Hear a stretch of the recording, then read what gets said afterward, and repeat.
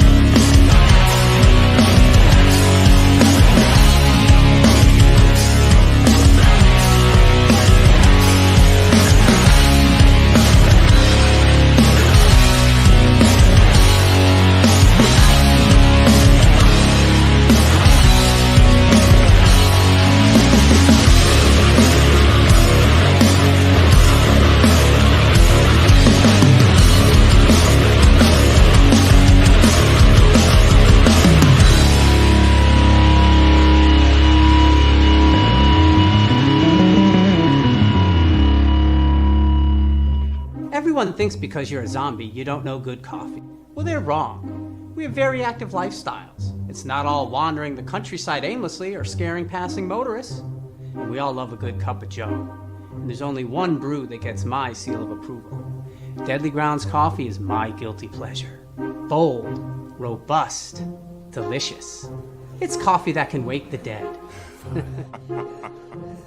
With over a dozen different roasts and flavors, Deadly Grounds can satisfy the most finicky of coffee addicts. The aroma is so intoxicating. It brings all of my neighbors out of the woodwork. Deadly Grounds coffee. Coffee to die for and zombie approved. It's good to get a little deadly.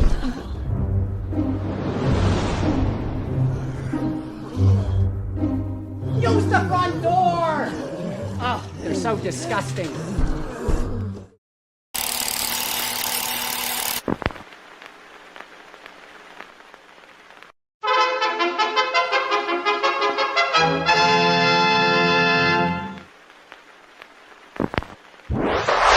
Persons under 18 will not be admitted.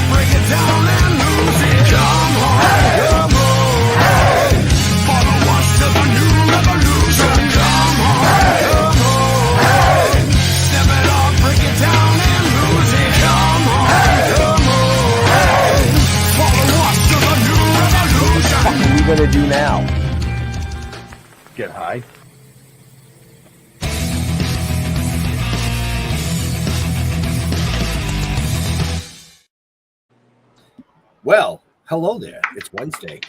You all were expecting. Yeah, I don't. Leo isn't here. I don't know where he. Oh no, actually, I do know. You're not the monkey we were looking for. But I am going to play the part of the monkey tonight behind the keyboard. So I am going to screw everything up. Woo! Everything. Grape nuts. Hey, nobody asked you. See, look, already. See the camera already.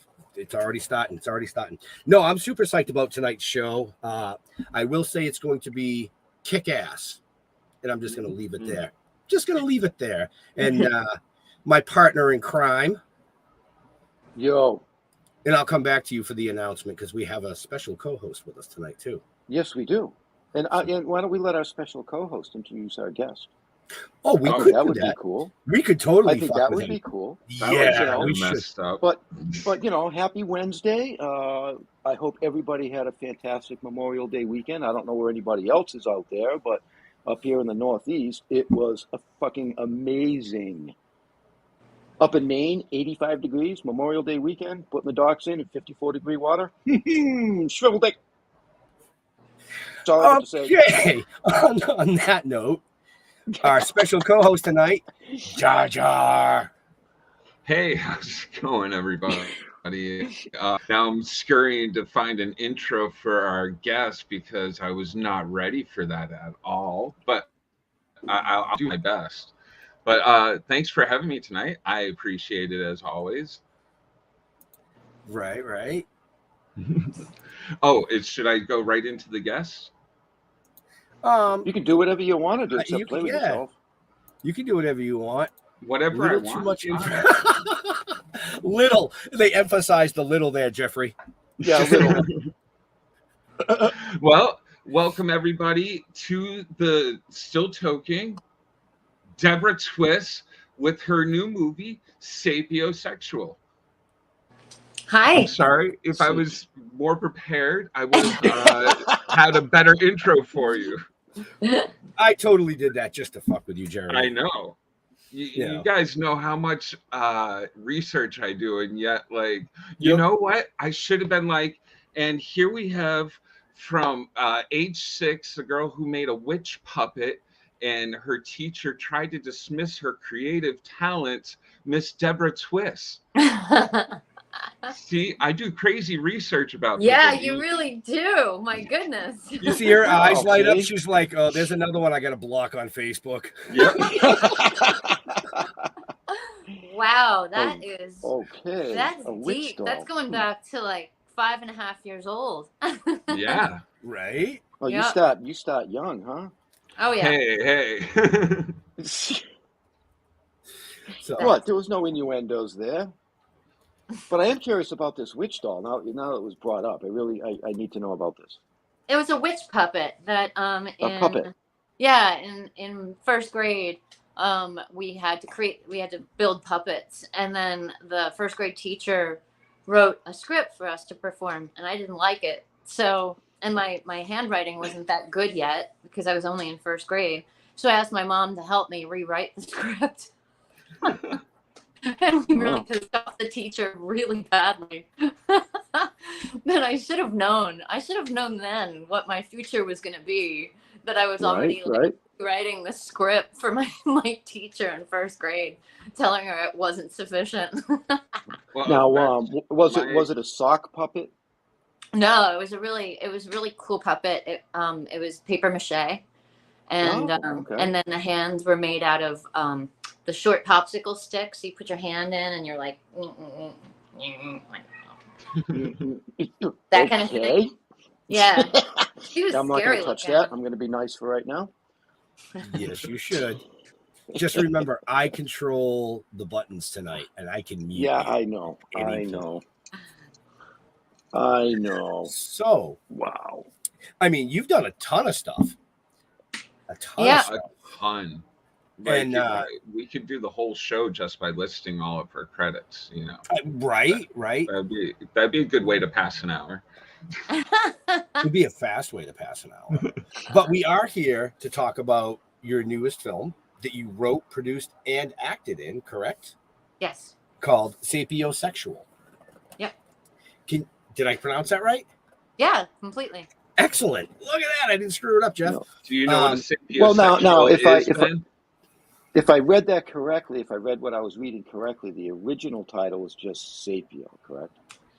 Yes, but then my distributor, who's also the executive producer, said, I think we should put the whole word, sapiosexual. And I said, well, is that going to help? Is that going to hurt us, though, in, actually getting it on streaming platforms? Because I don't know if you're allowed to say Sexual. Mm. So, right, exactly, Kelly Roy. It's like, it's love of intelligence. It's a passion, you know, a sexual attraction to people because of intellectual stimulation. And I had heard about it years ago, and I just always loved that concept. And, you know, that's how the whole thing was actually born, from hearing the word.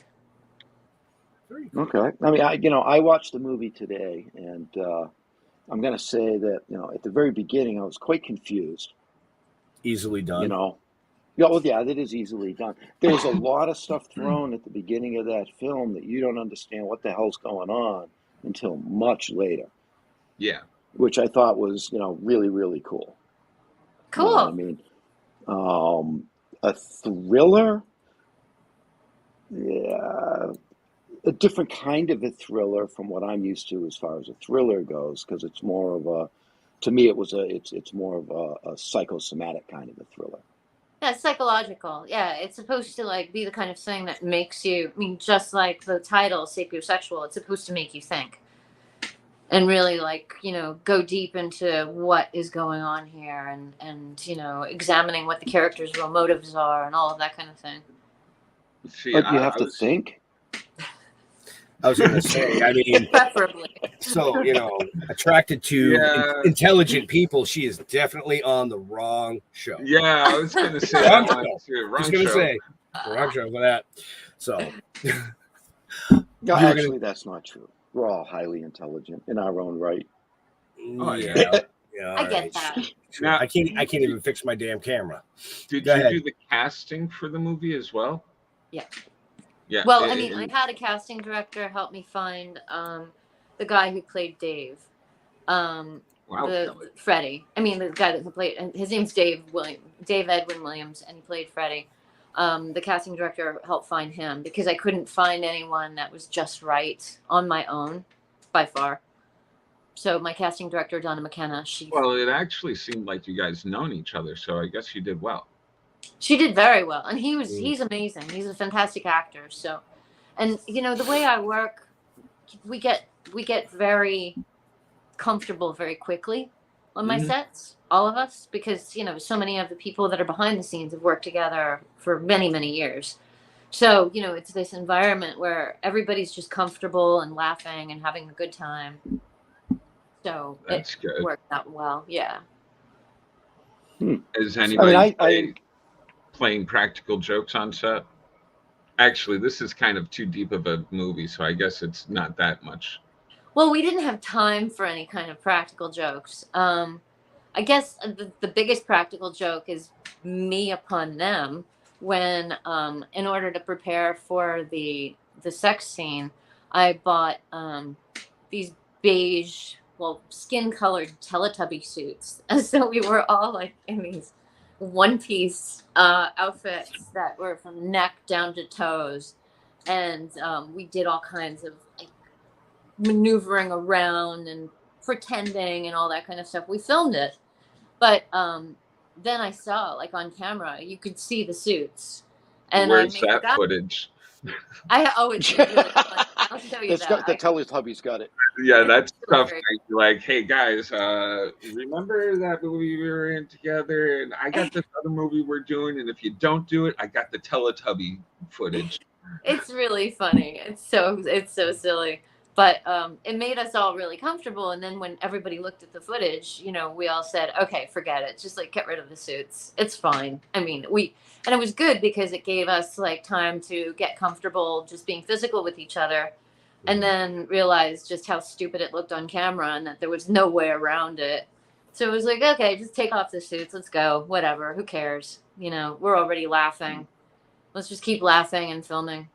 How long was filming? 5 days. 5 days. Wow. Oh, nice. Wow. Okay. 2 camera setups, sometimes 3. And I mean, this is why I wanted to go back to the Dogma 95 style of filmmaking, which was all about, you shoot digital and not the Red or Panavision or anything crazy that's going to require film like 35 millimeter film kind of setups for lighting, but actual, like, you know, use candle light, use practical light, and just go. And because we had cross coverage all the time with the cameras, it was possible to do improvisation without any effort, because we knew we were covered on reactions and everything. Oh. I mean, I've never been, after watching a movie, and I've watched a lot of movies, I've never been left erotically confused in my life. That's the best way that I can put it. I mean, I guess that's good. I don't know. Right. You know, well, you made the movie, so what did you want to try and get people to feel? I wanted people to feel like this whole concept of this Me Too movement, there might be a darker side to it. That's what I really wanted to convey. And that was there. That was definitely there. And the main character, you know, I lived through the 90s and the film world of the 90s, and, you know, had people that wanted to give me $1 million if, you know, I did things, and I very easily just laughed in their faces and turned them down. It was like, what the guy? I would have been a millionaire. But I didn't realize that was actually the transaction until the Me Too movement came out, and I was like, oh, I was supposed to like suck their dicks and fuck these guys? Shit, I could have been A-list. But I wasn't, because I was Jeremy does that for $20. $20. But and a meal. All right. McDonald's dollar menu. Well, you know, don't want to but scare like, anyone I realized away. like what was going on, and I Right. thought, damn, like, you know, all those opportunities and that went nowhere in the 90s. Now I understand why, you know. And there was, I feel great within my skin. You know, I did nothing that I regret, but. You know, I think back and I'm like, well, would I have done that if I realized that really there was $1 million on the line? Maybe I would have. I wouldn't have complained about it after the fact. But, I mean, you know what I mean? True. So I do have the trailer. If you'd like to show it. Yes, please show it. I would love people to see it. All right. So would you like to bring it in? You do it. This is your show. Yeah, goddamn it, then do something. So we have the trailer here for Sapiosexual, which is now out, right? Yeah, it's on Prime and on iTunes. Okay, so there you go. Here's the trailer. Massive storm tonight. So why Sapio? It's about sapiosexual, when people are attracted to each other from intellectual stimulation. I am really thrilled about having you two here today. How long have you two been? 3 years, give or take. I think 2 men together is really exciting. How about 2 women together? I find many things enticing. What stops you? Who says I stop myself? Sex and creativity. They go hand in hand. It took me years to get over you. It's always been about both parties, what both parties want. Learning all kinds of interesting things about you tonight. Stick around. The best is yet to come. Kiss her! Kiss her! You knew what you were getting into when we started.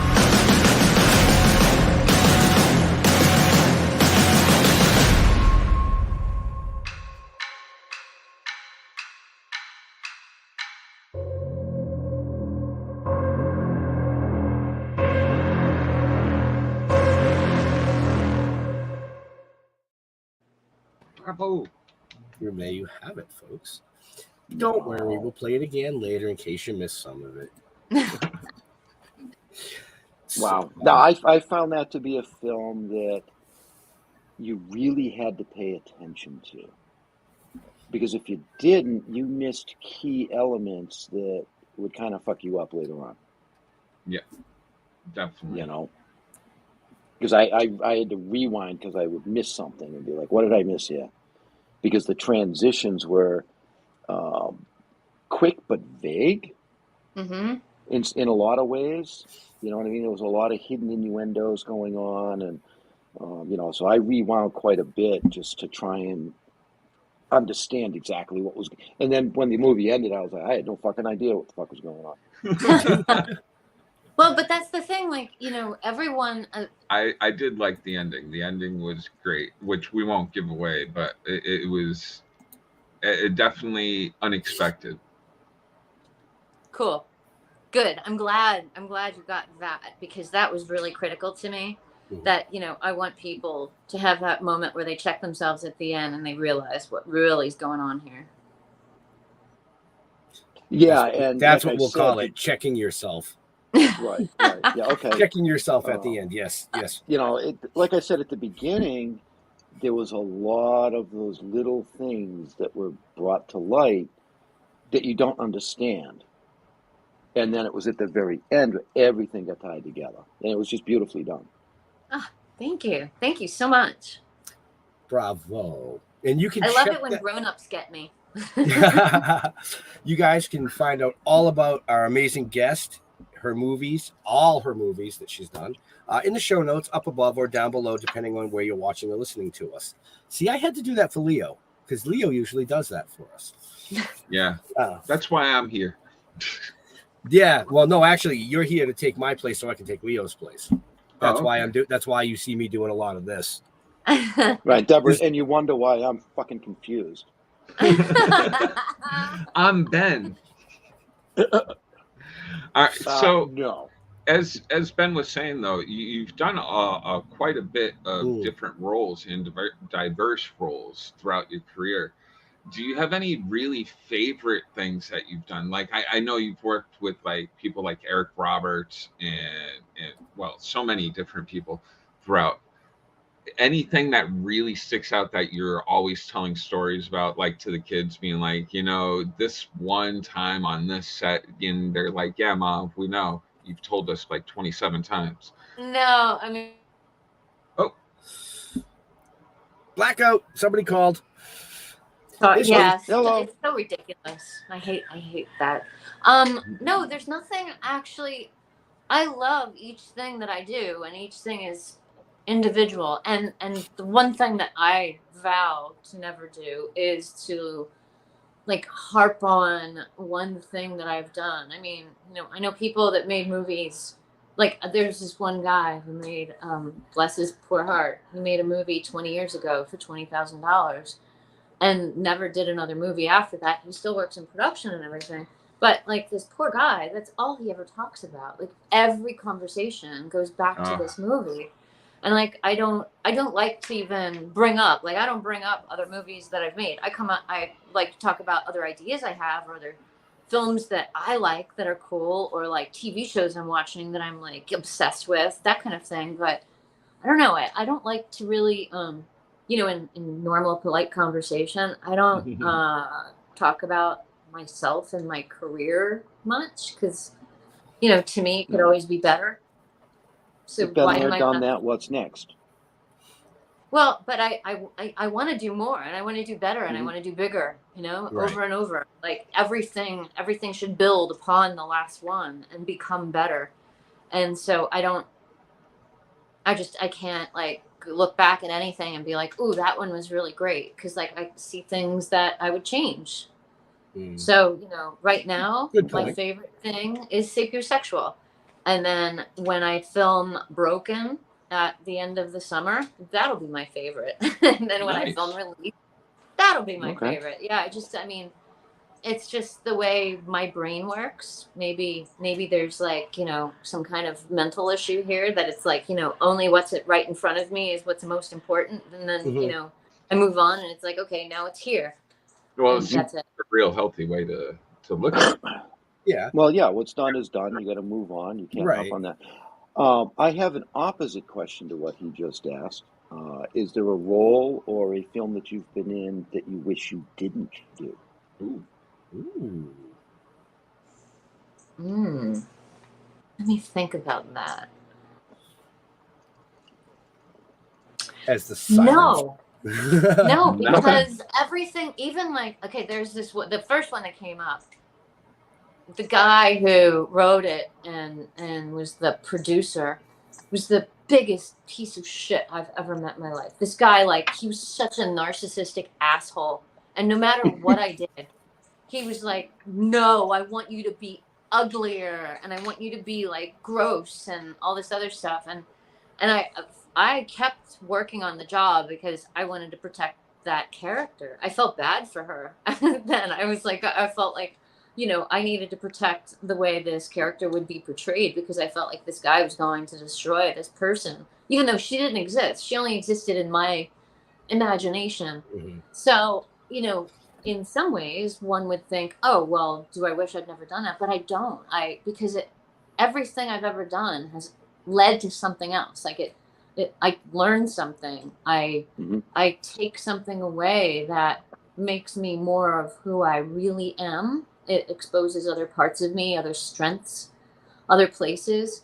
I think it's really a fascinating process. And this is the thing I love. Like, I'm a believer in reincarnation. And the thing that I really love about acting and filmmaking is, like, whatever project I'm on, whatever I'm doing, it's kind of the same as, like, okay, so right now I'm being Deborah Twiss and everything in my focus is about being Deborah Twiss. But then, like, when this life is over, I'm going to be like, you know, Candy Apple Sunshine was born in Brooklyn or whatever. I don't know who. And, you know, and I might have memories of being Deborah and things that happen, but all my focus is going to be on being Candy Apple Sunshine. You know what I mean? So I think everything, you know, and I'm not going to look back at things that happen in this life and be like, ooh, well, that was really stupid. I'm not going to do that again. It'll be an intuitive thing that's like in my soul about things that I learned. I'll make sure to, you know, try to not make those same mistakes. I hope. I don't know. Let's see if karma works and that kind of thing. But, and I think it's the same thing. And it's kind of like this microcosm, macrocosm type of thinking. You know what I mean? Like, as above, so below, and all of that stuff where, you know, being able to work on films within a lifetime shows us what the bigger picture is in our grander soul life. Because I think we're just meat suits. And this, you know, the meat suits are the avatars that we use so that we can play on this 3D playing field called Earth and you know, reality. But, you know, yeah, I mean, think about it. Well, I've always thought of where energy, and energy can't be destroyed. Therefore, when energy is displaced, where does it go? So I don't have a real belief system or anything like that, but like energy is what we are. So it has to go I know somewhere. I'll reach out afterwards because I know some books that you should read all about reincarnation and going back into your past lives. When I first moved to New York, something I wouldn't have thought of you, Jeff. My uncle wrote them. They're awesome. Oh, no kidding. Really? Yeah. That is so cool, Jeff. That is so cool. I totally want to take a look at these things because I've been a believer since I was born. I mean, I remember the delivery room that I was born in, and I remember thoughts I had when I realized, like, I had this, like, you know, heavy torso and these short little arms and legs, and I was frustrated because I couldn't, like, move much, and yeah. But anyway, I'm fascinated by all that kind of stuff, but that's getting back to the original question about anything that I regret. I have no regrets. I make sure that in my life I have no regrets. I'm amazed you remembered the original question because I had no idea where we were going from with all of that. I was like, what was that all about? Right. It's my job to bring it back. That's fantastic. Well, actually, I understand actress, or maybe being a director, or maybe being a writer. How did you figure, is it really the best way to get yourself into roles? By the, you know, you're like, hey, I'll write the movie and I'll direct the movie, and therefore I have movies to be in. Or is it really just your passion? This is my passion, and it started, unfortunately or fortunately, I don't know. It's like I said, no regrets. In third grade, there was my art teacher came into the classroom and said that there was going to be a spring ensemble performance, and if anybody wanted to write a skit or something like that, they would be looking at scripts and everything. And I immediately had this great idea about time travel. So I went home and I told my dad, and I said, Daddy, I need to like learn how to write a script like right away. And so he set me up with this electric typewriter and lots of like whiteout, because it was not, it was not computers.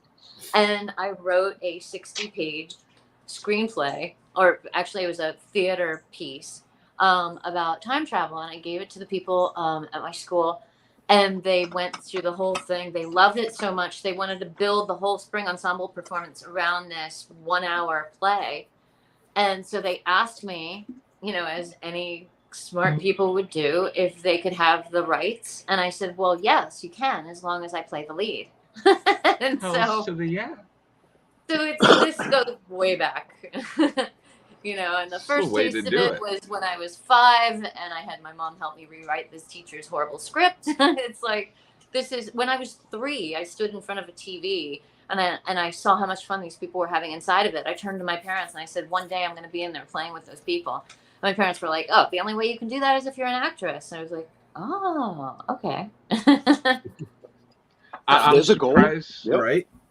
So the job that it was going to be, if it wasn't acting, directing, and so forth, everything else in the media world, you were going to be a plastic surgeon.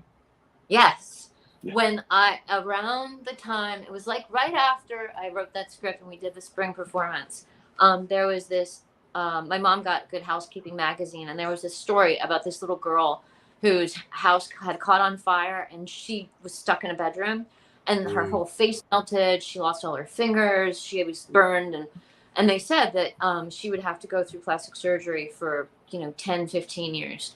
And I had heard stories about how my grandfather had been a plastic surgeon and did all these crazy, amazing things. Like at this naval hospital in Texas, he was the first person to ever reattach a thumb.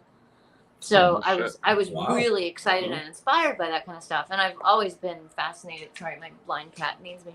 I was always fascinated by medicine and the way the human body works. And I really, at that point, it was like, wow, I really love storytelling. And I love this whole concept of acting and making movies. But I could really help a lot of people if I were a plastic surgeon for burn victims. Mm-hmm. And I mean, even now, like I follow all these different people that have had like crazy accidents and things like that. And I wish so much there was like I could split my personality and have like part of me be this like genius surgeon that can reattach limbs and do limb transplants and face transplants and cool stuff like that, but no, I'm a filmmaker. So how come you haven't written a script about a psychoplastic surgeon or something? Ooh, there you go.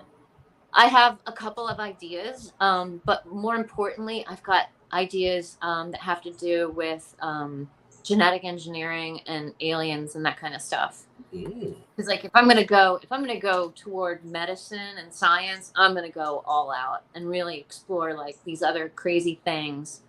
That the conspiracy. I'm all for part the of alien me. idea. Right. Oh, I love that stuff. You can't even tell you how much that stuff like gets me excited. It's just amazing. That's like, you guys watch the X-Files? I was obsessed. I love the Oh, X-Files. of course. Oh yes. I mean, like, David after, Duchovny, Gillian Anderson. Oh yeah.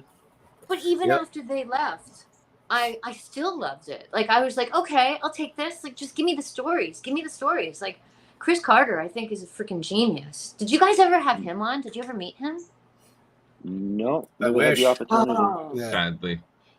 Oh, if you ever do, please tell me. Because, like, to me, like, and what is he doing?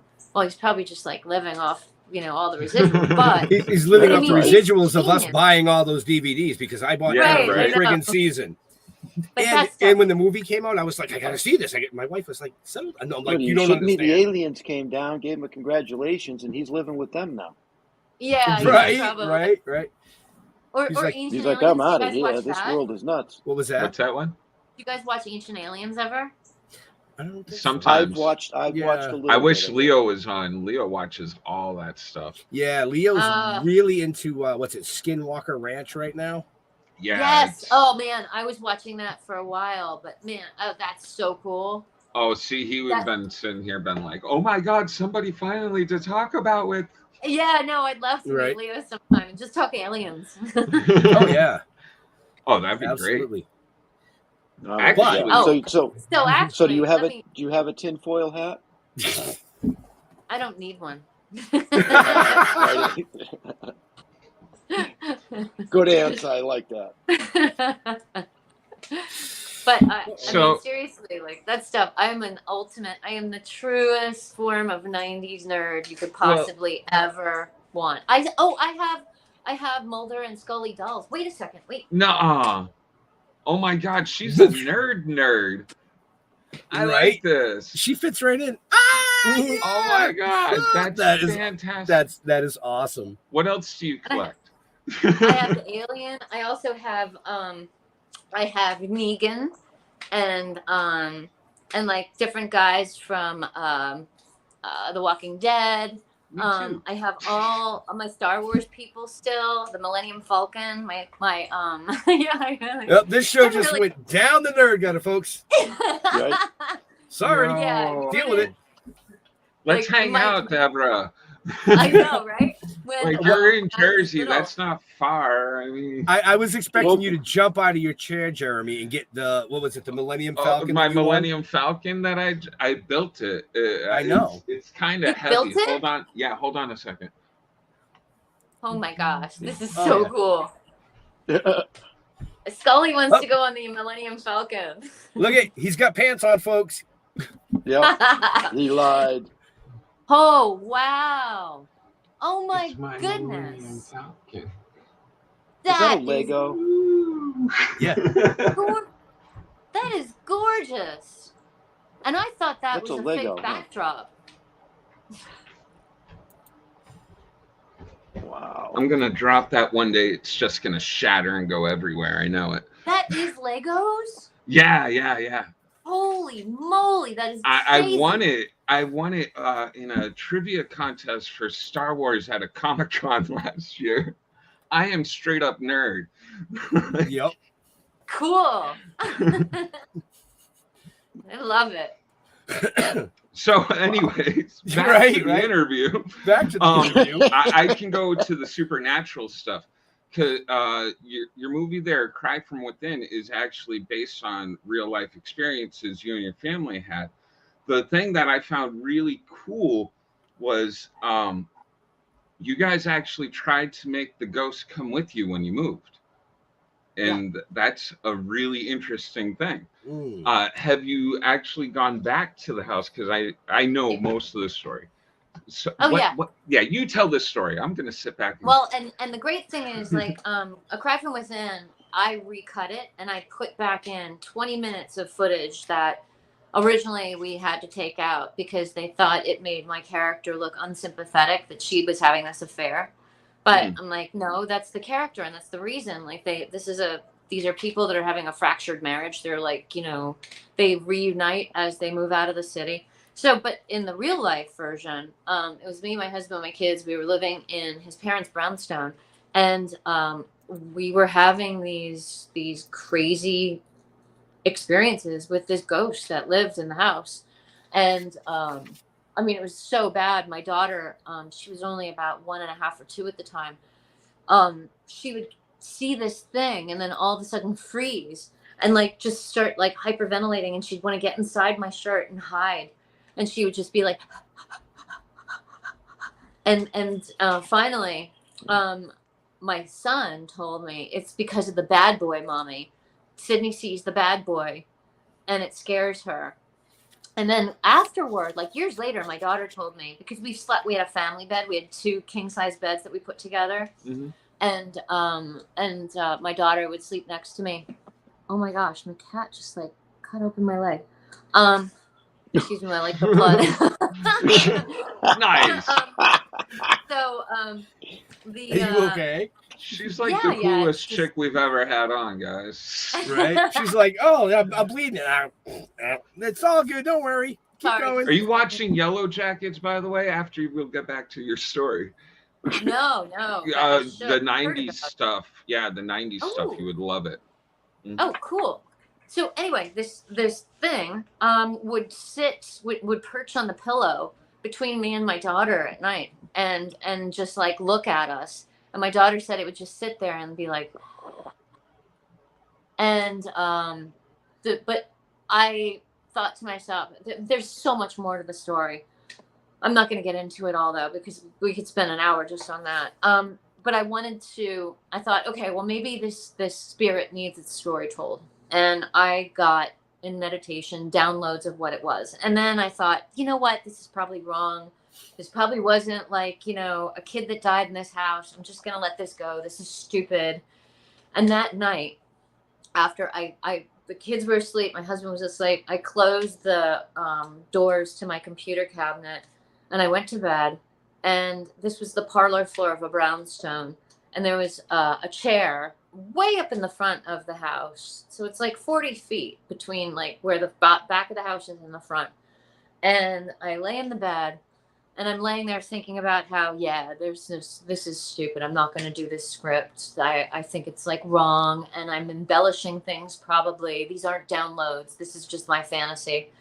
I hear someone slip off the chair and these little feet come walking all the way across the 40 feet, stands on the side of the bed, and is just standing there looking at me and my daughter.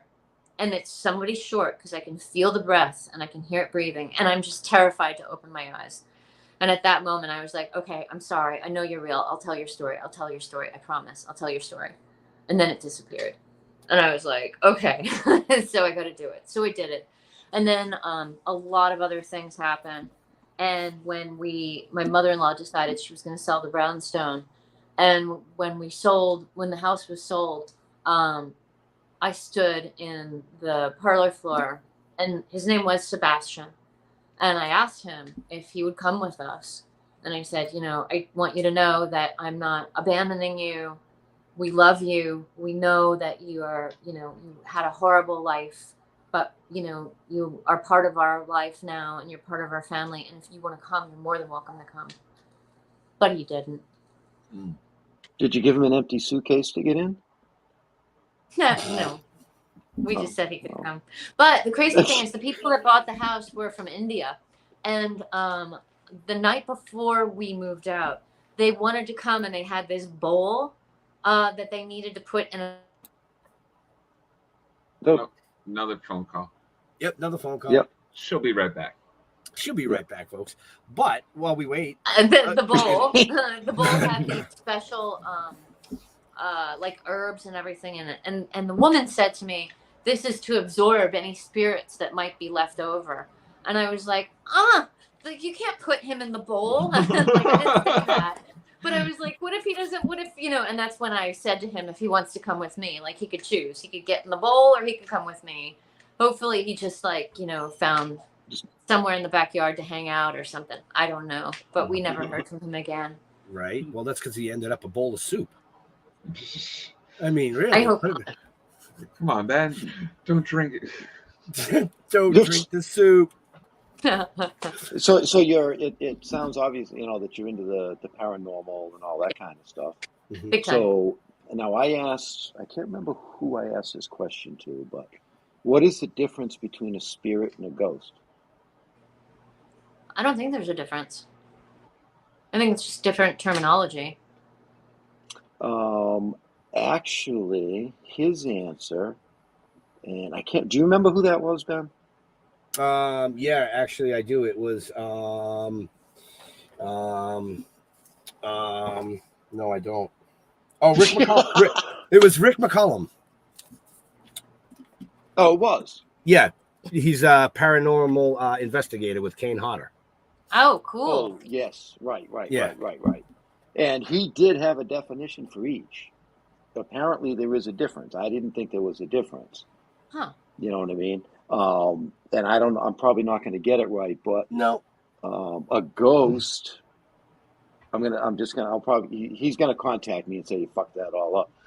But I think he said that a ghost is somebody that passed that has unfinished business. Hmm. And a spirit is somebody that passed that can't leave. So they are the same thing, just different. Well, there's a ghost could leave, but it feels like it hasn't finished its business here on our plane, where a spirit is trapped. See, I think I've got a different philosophy about that stuff. I don't think anything gets trapped. I think there's maybe a connection to a place or something. I don't think that spirits actually get trapped. I think they like to revisit places where something maybe great or tragic or like something extreme happened.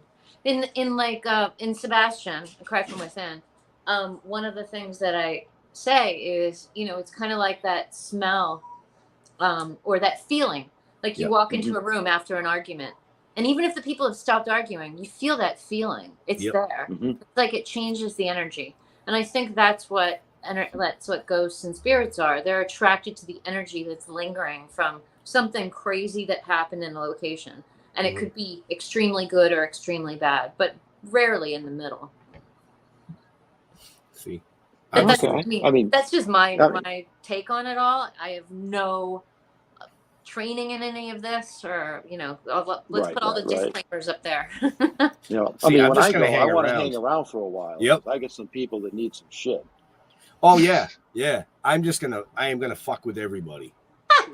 I am totally gonna fuck with everybody. You're gonna be like, where's my car keys? How they end up in the underwear drawer? I just want to make sure they don't sell my collection. Oh no. Bury it with me. Jeremy will be in there taking the Millennium Falcon, flying it around the room for people. That'd be cool. Be so, now Sebastian is out. Yes, that's on Tubi. That is on Sebastian, Tubi. The full director's cut of A Cry from Within is on Tubi right now, and it's me, Eric Roberts, Kathy Moriarty, Tom Pelfrey, who's in Love and Death on HBO, a ton of other stuff. It's just a great cast. I don't know if you guys know James McCaffrey. He's been in a lot of things. I know the name. Sounds familiar. Yeah, you'd recognize him if you saw him. But a lot of good people. Really, it was a great experience. And then same casting director, Donna McKenna. Oh, no kidding. Very cool. Very cool. Nice. So, wow. That brings us to Crazy Town. You like how I did that, right? All this just brought us to Crazy Town, folks. I'm just saying. It's just that simple. I thought we were already there. Oh, we are, but we're going to revisit. We all live in Crazy Town. Tell us a little bit about Crazy Town. Crazy Town is built as a TV show or streaming show. It's 7 episodes, 30 minutes each, a whole first season. And it's based on the experiences that I had dancing in strip clubs in the 90s. And that's how I came to New York to be an actress, and I studied at NYU, started waitressing, was a nanny, left those jobs because I would get cast in plays. And then, everyone thinks, oh, being a waitress is easy if you're like an actor. No, it's not, because usually the people in New York that run restaurants are failed actors. So if you get cast in something, they're really pissed off and they fire you.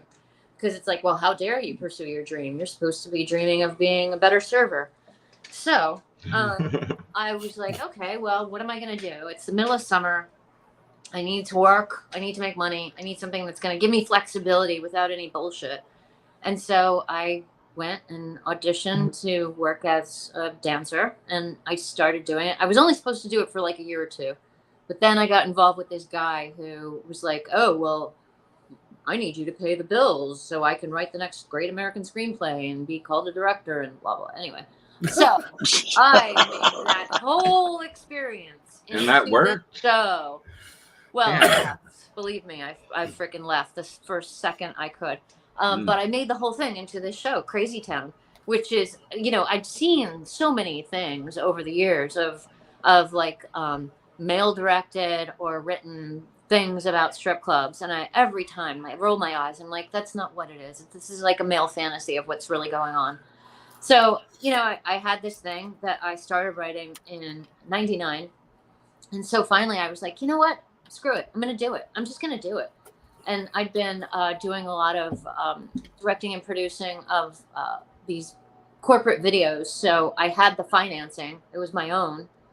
And so I said, come on, let's do it. Let's just get the cast done and get in there. And so we did it very much like the show Barry, where it's this dark comedy. There's some dramatic moments too.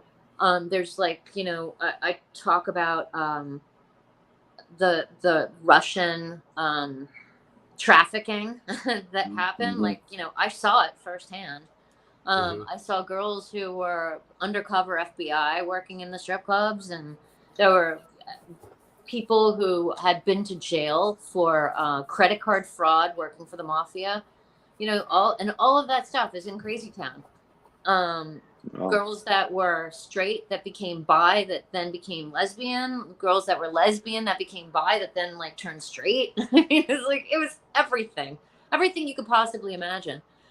There was this one woman who was an ex-child movie star from the 1950s who had gotten all this plastic surgery in South America and was trying to pull herself off as being like 35 years old. Everybody knew she was probably 65. And this chick made like $1,500 a night because she had all these older men that would come in, and she would do crossword puzzles with them and read with them. And I mean, but that is what the show's about. It's about what really goes on in the strip clubs and what was really happening in the dressing room. And it's so fun. I tried to tell my ex that it was all crossword puzzles and reading. I wouldn't know. I've never stepped foot in a strip club in my life. Never once, Of course Jeff. you haven't, Nope. Jeff. Nope, not once. Wow.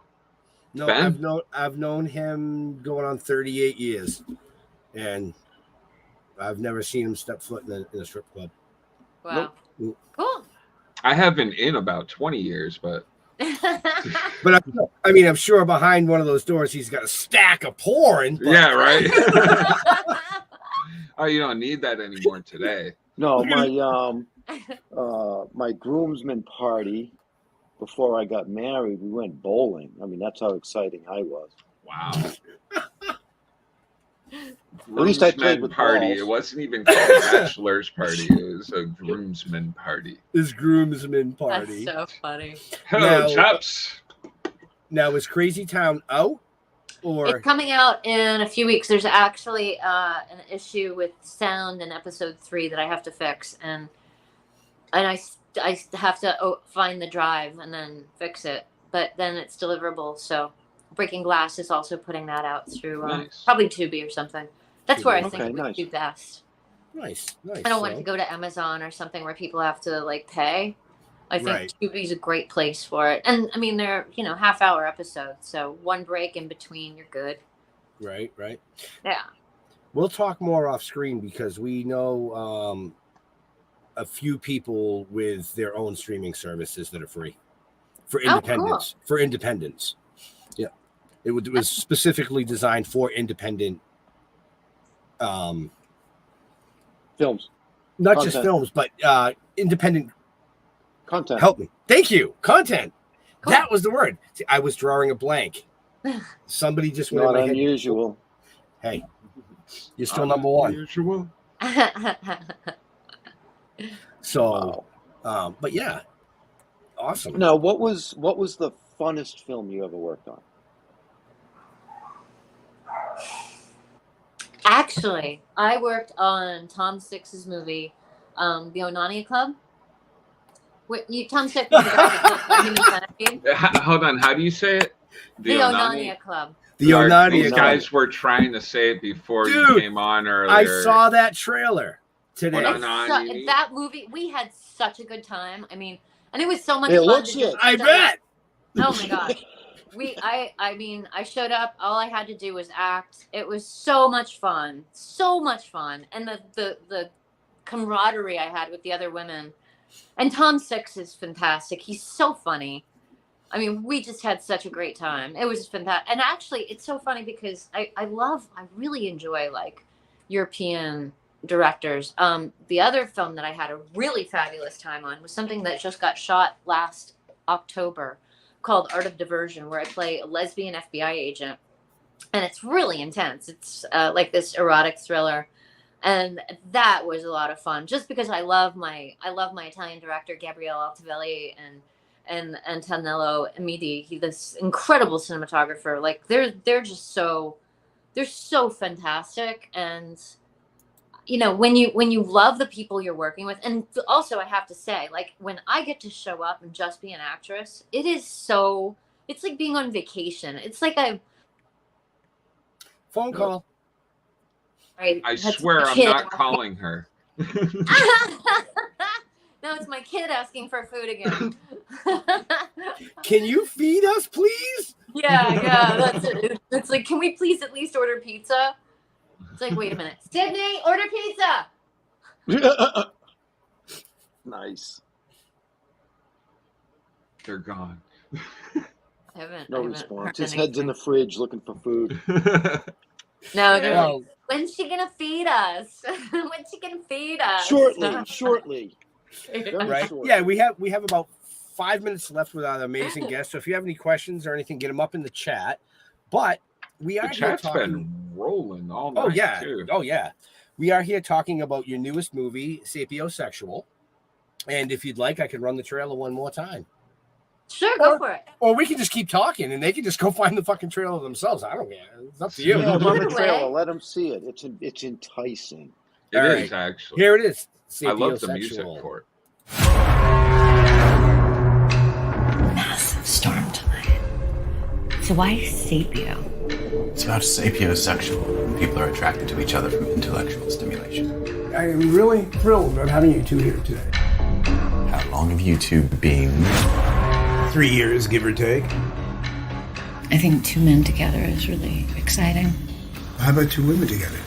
I find many things enticing. What stops you? Who says I stop myself? Sex and creativity, they go hand in hand. It took me years to get over it. It's always been about both parties, what both parties want. Learning all kinds of interesting things about you tonight. Stick around. The best is yet to come. Kiss her! Kiss her! You knew what you were getting into when we started.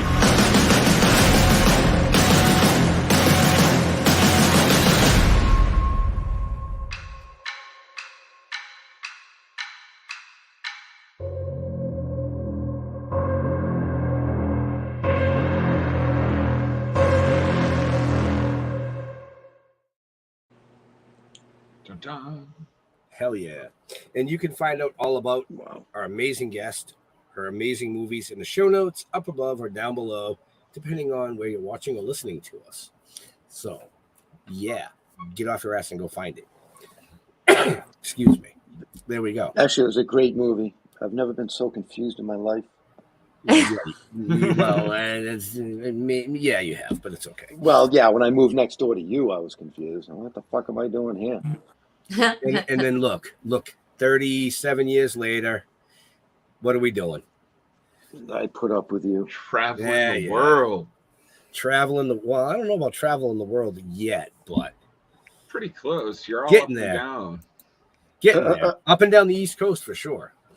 Having fun. That's what it's all about. Speaking of traveling and shows, Jeff and I do a lot of conventions. What about yourself?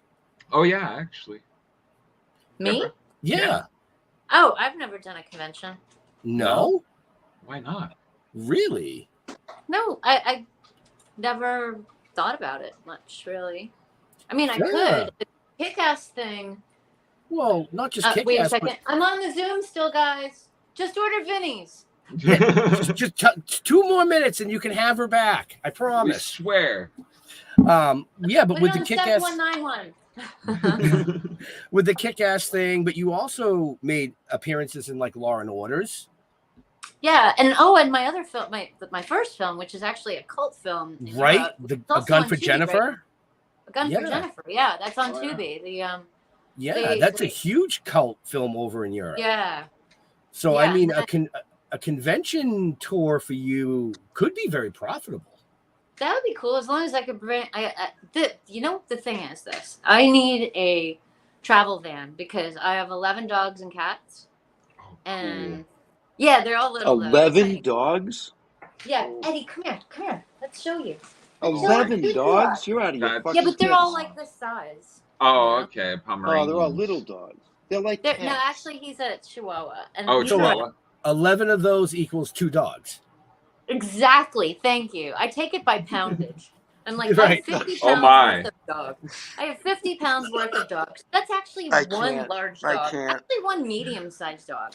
So anybody that has a problem with 50 pounds of dog just has a problem with dogs. And just because that 50 pounds is like spread out over 11 of them, I mean, that shouldn't make a difference, right? Right. Not at Hey, all. I'm a dog I need a lover travel- and I'm a cat lover, so I Sydney, get you. order extra pizza. The Oh, dogs but I have, haven't a eaten bunch of, either. I have a bunch of cats too. Like you saw my little blind guy that got too excited and clawed his way up my leg. You know, I've got a bunch of cats. I'm a multiple over and over filled foster of animals. Oh. I just got a new little kitten. Oh, It's a snow savannah. oh, It's cute. It is. It's cute. everything is cute. I love little. I mean, and we saved my daughter. It's funny. Got My a wife is groundhog sending me that- links to get bulldogs. my daughter rescued a baby groundhog last year, and I triaged him overnight and then got him to a wildlife rescue. But man, we wanted to keep him so badly. He was so sweet. We named him Gus. I was bottle feeding some kittens at the time, so I bottle fed him some kitten formula. He was sweet. Oh, he was sweet. My Frenchie's name is Gus. Oh, cool. Yeah, after the mouse from Cinderella, Gus. Yes. Very But cool. before we do let you go, I have to ask Leo's question since Leo's not here, and he would be really sad that he didn't get to ask you the question. But is there anything that you dork out about, like beyond just acting and directing and stuff, like something that like you really are just so into, and it may be weird, like I don't know, ships in bottles or Yes. stamp collecting? Face and limb transplants. Face and limb transplant. I am so obsessed. I love watching videos. Like I follow this guy in Iceland who lost both his arms in an electrical accident. Like he was working on high tension wires or whatever, and for I guess 5 or 6 years he had no arms. And then a donor came along, and so he went to France, and he had these 2 arms transplanted. And then they got to working, and he's been able to like hug his kids. No shit. He had grandkids, and yeah, it's really cool. And then, I mean, I follow even his Instagram, and then he had an infection in one of the arms.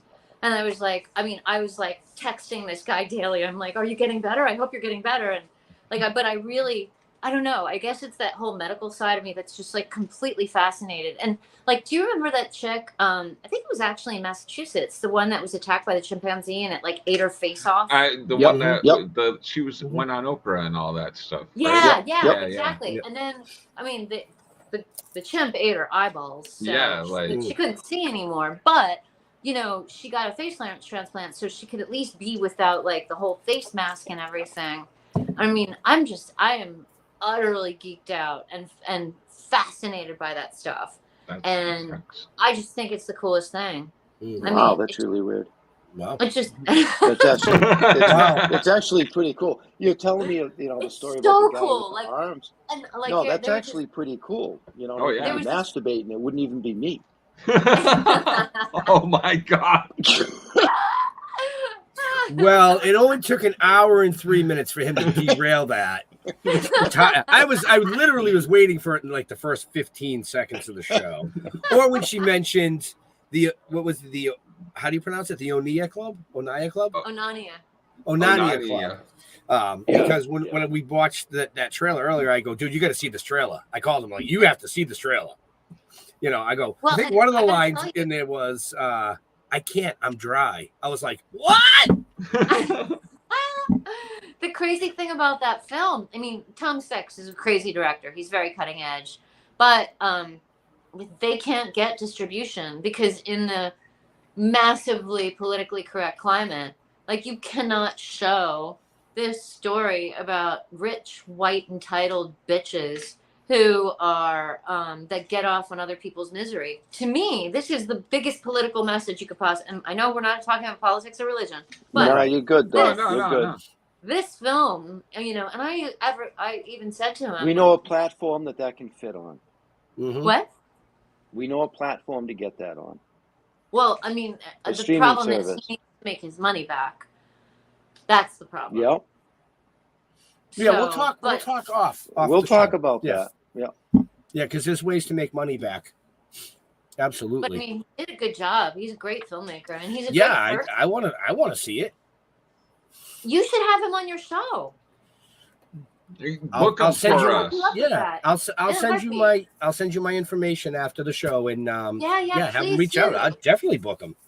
But I mean, they're amazing, and I mean, it would be great to also get some replay on, his other movies. Like, he did 3 of those Human Centipede films, and he's good. He knows what he's doing, and he knows how to press buttons. I mean, those people that are like in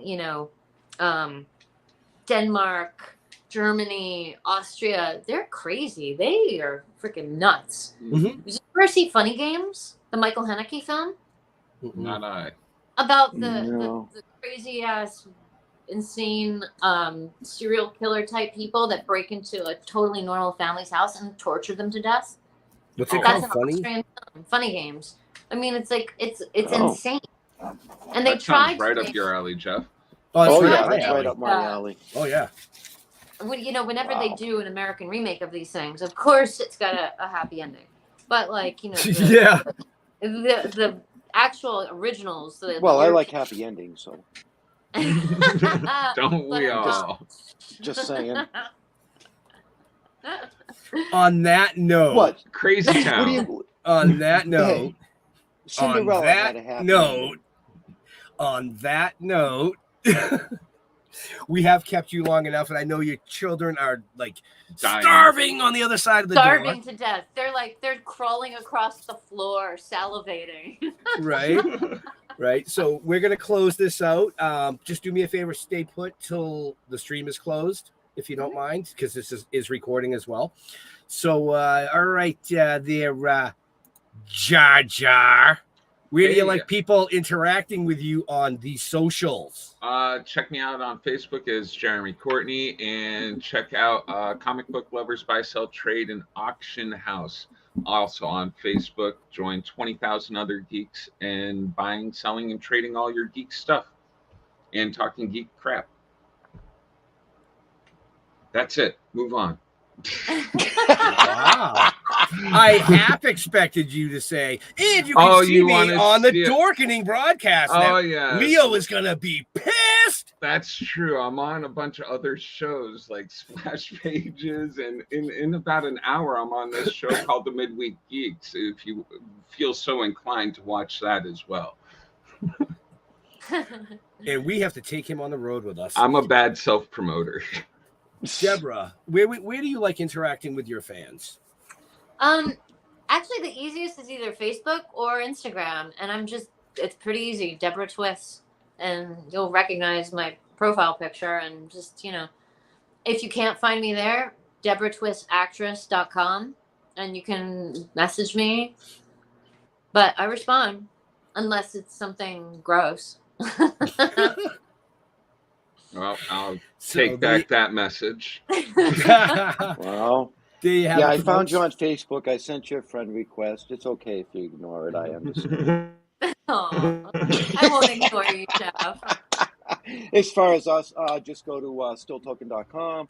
You'll find all our shit. We got a lot going on. We always have a lot going on. If you're on Facebook, Toking with the Dead, don't look me up personally. That's why it just says Jeff, not the rest of it. Because listen, what? All they got to do is just Google Toking with the Dead. They're gonna find us. If you Google Toking with the Dead, we take up 3 pages. So, but Deborah, I want to thank you. It's been a pleasure. Yeah, that movie was fucked up. It's still, I'm going to dream about that tonight for some weird fucking reason. I don't know why. You know, I know the parts you're dreaming about. Well, I'm erotically confused at this point, and I need to sort this out. You know, and based on the other stuff that you've done, maybe that'll help. I'm not quite sure, but I'm going to have to look it up. You know, maybe I'll go watch another Tubi movie. You know, maybe Sebastian will help because that'll like change the subject. Somewhat. There yeah. you go. You know, so, but thank you very much. It's been a pleasure. You know, keep doing what you're doing. I love everything that you're doing, and fantastic, great work. Thank you.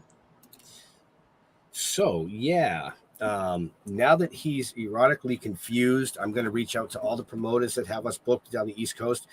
I need a separate room. I need a separate room. We're not sharing. I'm not that confused. I'm not sharing a room with this guy. I can't do it. No, but seriously, thank you to Deborah for coming out and hanging out with us tonight. And I hope you all enjoyed the show. I know we did. To all our veterans and first responders, we want to thank you for doing what you do so people like us can do what we do. Stay safe. We'll see you next week. We're out of here. Bye. Bye.